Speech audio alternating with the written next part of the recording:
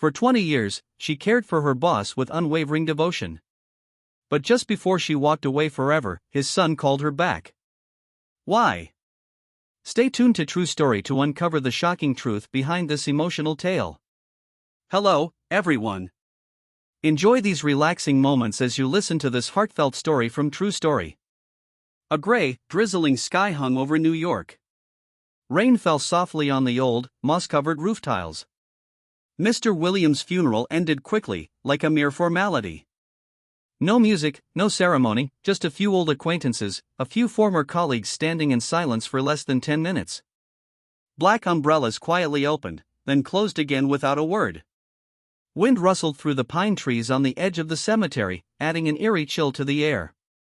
Rose stood quietly behind the gravestone, her thin, dry hands clasped tightly, her shoulders trembling beneath a faded black coat. She didn't cry. She had run out of tears over the past 3 years at her former employer's bedside, the man she had once called sir with deep respect and something more, something she had never spoken aloud. What secrets did Rose carry in her heart? Don't miss a moment of this gripping story on True Story. Andrew stood opposite her, only a few feet away, but it felt like an ocean divided them. Designer coat, polished leather shoes, ice cold as ice. He hadn't glanced at Rose once since landing in New York for his father's funeral.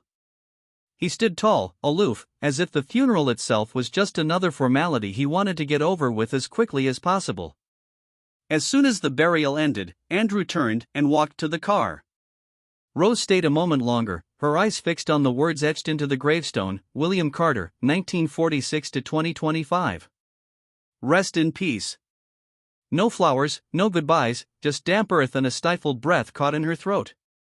That afternoon, the grand mansion on Park Avenue stood silent, like an abandoned house. Andrew entered, pulled off his scarf, and threw it carelessly onto the couch. Rose was still in the kitchen, finishing up the daily pot of tea, a habit she had kept for 3 years, brewing it at exactly 5 p.m. every day for her employer, even after he could no longer drink it. No need for that anymore, Andrew said coldly from the kitchen doorway. Rose looked up, her hands trembling slightly. I don't need an explanation, Andrew cut her off. I've said it already. As of today, you no longer need to do anything in this house. Silence. Only the soft tapping of rain on the glass. Rose clutched the teapot tightly. I understand, but I'll tidy up the master's room before I leave. No need, Andrew said, enunciating every word. I'll call a professional cleaning service. This house is not a nursing home. That sentence cut like a blade. Rose froze. She said nothing. She simply turned and returned to her small room behind the kitchen, the one she had lived in for over 20 years. She began to pack. Her belongings were few, some old clothes, a wool scarf William had knit for her that first winter, and a small photo album hidden under the mattress. Andrew stood in the living room, phone in hand. Yes, Mrs. Navarro, I need the entire house cleaned within 2 days, especially my father's bedroom and the area behind the kitchen. I want it spotless, like no one ever lived there. He paused to listen to the voice on the other end. No, don't keep anything. If there are photos or keepsakes, throw them all out. Outside, the rain grew heavier. Upstairs, Rose folded the last shirt. She sat down, resting her hand on the worn suitcase. Once more, her gaze drifted to the hallway where William's room stood. She didn't dare approach, only looked from a distance, as if afraid of disturbing the rest of the dead. The door opened. Andrew stood there, keys in hand. How long will you need? I'll leave tonight. The sooner the better. At dusk, Rose dragged her heavy suitcase out the back door. Andrew didn't see her off. He stood on the second-floor balcony, expressionless, watching the frail woman step out the gate. When she reached the front steps, Andrew tossed the house keys to the ground. The metallic clink echoed on the stone floor. Keep them. In case you forget, this house is not a nursing home. Rose bent down, picked up the keys, but she didn't keep them. She placed them on the windowsill and walked away without a word. Andrew stayed there, watching her until she disappeared behind the darkening trees. In a small bar on the corner of Fifth Avenue, Andrew sat with Emily, a young attorney and an old college friend. "You really kicked her out," Emily frowned, sipping her white wine. "She had no reason to stay," Andrew shrugged. "I don't need someone playing the devoted angel anymore. Her part is over."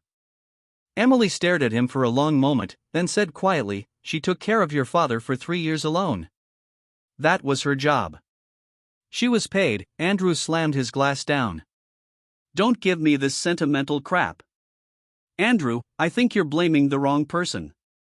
She didn't stay out of loyalty. She stayed because she thought she'd get a share, waiting for him to die like a guard over a pile of gold," he scoffed. "You know what my mother said before she left?" Emily said nothing. Andrew whispered, as if reciting a mantra, "He betrayed me for that maid." Late that night, Rose entered a shabby boarding house near Jackson Heights, a rundown neighborhood filled with immigrants and cheap rent. Her room was barely 10 square meters, a single bed, a rickety wooden cabinet, and a window facing the cracked wall of the building next door. "Welcome back, Miss Rose," said Martha, the elderly landlady, a nearly 70-year-old widow. "You're back already. You look so pale." "The funeral's over," Rose replied softly. "The son? Was he kind?" Martha asked, her eyes scanning Rose's face. Rose paused, then shook her head. "There's nothing left. I just need a place to sleep, Mrs. Martha. I'll pay weekly like before." That's fine. Your old room's still waiting. I made some soup. Let me warm it up." Rose managed a faint smile, but her eyes were empty. Night fell. Andrew lay on the king-sized bed in the mansion, scrolling through old messages. No word from his father. No word from the maid. Just the final photo he'd taken at the airport and a shot of the cold gravestone. He opened the liquor cabinet, poured a full glass. His mother's voice echoed in his head, "He betrayed me for that maid." He shut his eyes. The rain kept falling. In the master bedroom, Andrew opened his father's old cabinet. Inside were a few notebooks, a rusted pocket watch, and a brown wool scarf. He picked it up, then flung it hard to the floor like it had burned him. "My father wasted his life for her," he muttered. The yellow light cast his shadow long and crooked on the ceiling. In his mind, the image of an 8-year-old boy came flooding back, shouting, scornful eyes, the collapse of a family that might have been whole. "Don't touch him," a woman's voice echoed through the old staircase. Susan, Andrew's mother, was still young, beautiful, and fiery like a torch back then. Every step she took shook the whole house. Little Andrew was burning with fever, soaked in sweat, resting in Rose's arms as she gently pressed a cool towel to his forehead, whispering softly to soothe him. Then Susan stormed in like thunder, grabbed Rose's arm, and yanked Andrew away so roughly his head knocked against the wall. "What gives you the right to touch my son? He's not yours, maid." "Susan, he's burning up." "Shut up, you shameless woman. I come home and see you cradling my son. It makes me sick." Andrew remembered Rose then. She didn't fight back, just bowed her head in silence, hands trembling. But the boy didn't understand. His young mind recorded only one thing: Mother was furious because of her. That memory haunted Andrew to this day. In his mind, Rose was a name never to be spoken, a stain that wouldn't fade. He never told anyone, not even Emily, his closest friend, that since childhood he had called her something else in his mind, that woman. A title of coldness and contempt. "You never wondered what really made your mother leave?"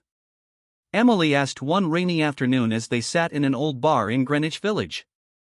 Andrew drained his glass, then sneered. "The real reason? I've heard enough. She said it herself. That woman was my mother's best friend. Then she seduced my father behind her back. The result? My mother left. I grew up with a man emotionally crippled and a maid who hovered around my father like a ghost." Emily shook her head.